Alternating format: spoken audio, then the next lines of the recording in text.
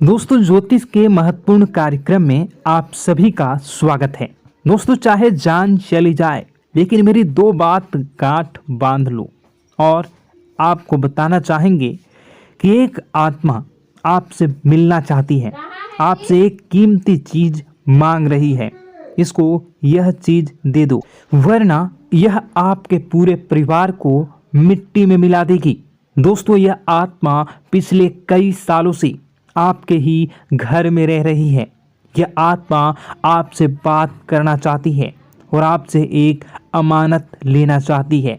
आखिर कौन है ये आत्मा? देखिए दोस्तों, भूत प्रेत आत्मा, आज के ज़माने में यह सब झूठ लगता है, अंधविश्वास लगता है, लेकिन आपको जानकर हैरानी होगी कि आपके घर में ही पिछले कई सालों से ये आत्मा रह रही है। और आज दोस्तों, इसकी सारी सच्चाई मैं आपको बताने वाला हूँ। आप खुद जानकर हैरान रह जाएंगे जब सच्चाई आपको पता चलेगी। दोस्तों, आने वाले 7 दिनों के अंदर आपकी ज़िंदगी में यह आत्मा बवाल मचाने वाली है। लेकिन दोस्तों, कोई इंसान आपसे नहीं मिलना चाहता है, बल्कि एक आत्मा आपसे मिलना चाहती है। आपको तो पता भी नहीं है कि आपके घर में आप और आपके परिवार के लोगों के अलावा एक आत्मा भी रह रही है। दोस्तों, इस आत्मा ने कई बार आपसे बातें करना चाहिए है, कई बार दोस्तों आपको संकेत भी दिए हैं, लेकिन आपको पता तक नहीं चला।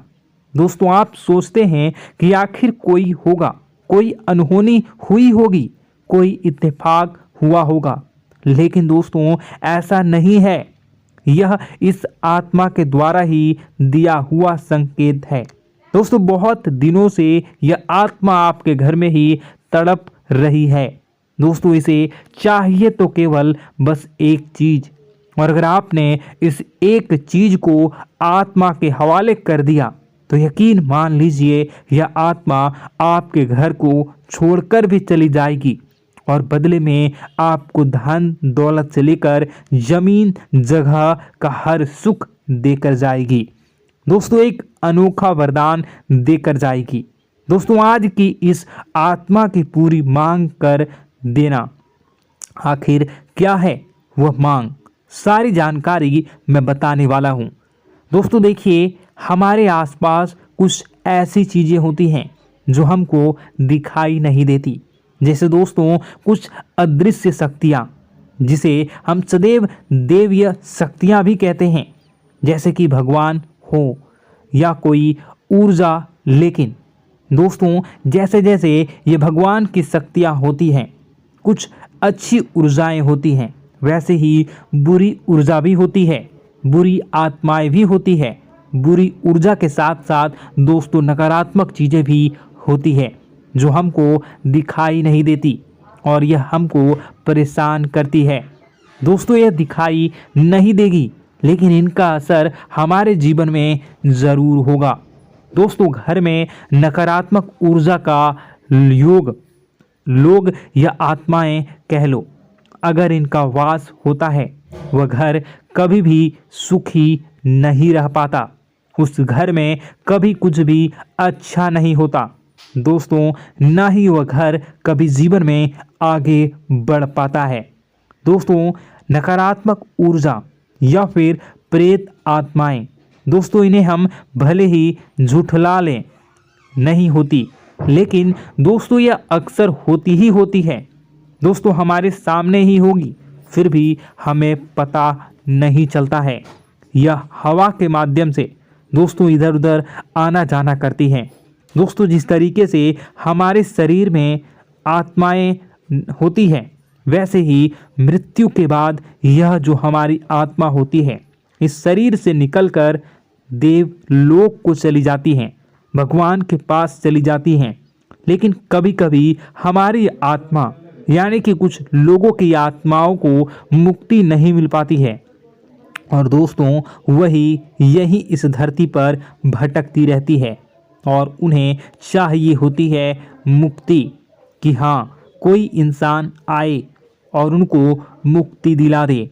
दोस्तों, आज इसी बारे में मैं चर्चा करूँगा कि आपके घर में भी कुछ नकारात्मक ऊर्जा है जो आपको कई सालों से दुख तकलीफ दे रही है।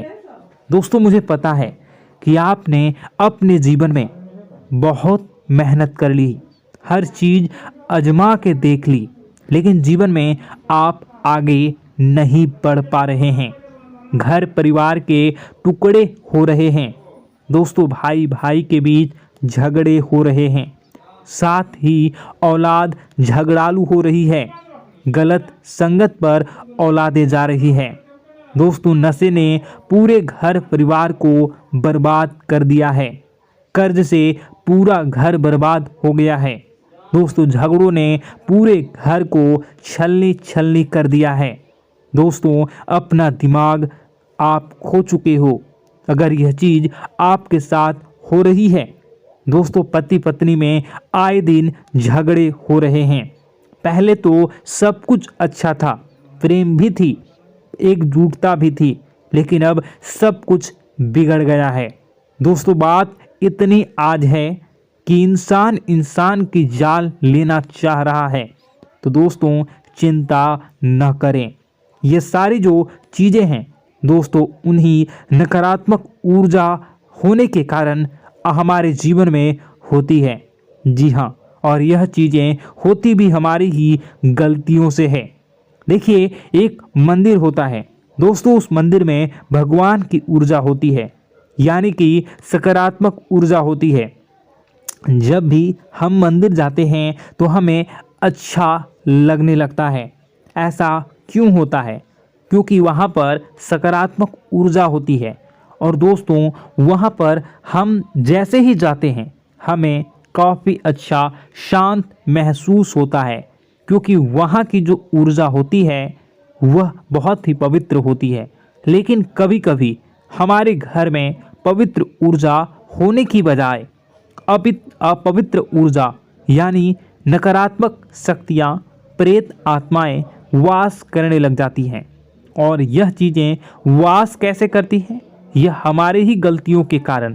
दोस्तों, हम कुछ ऐसी चीज़ें कर रहे होते हैं अपने जीवन में जिससे हमारे घर में यह प्रेत आत्माएं अड्डा बना लेती हैं।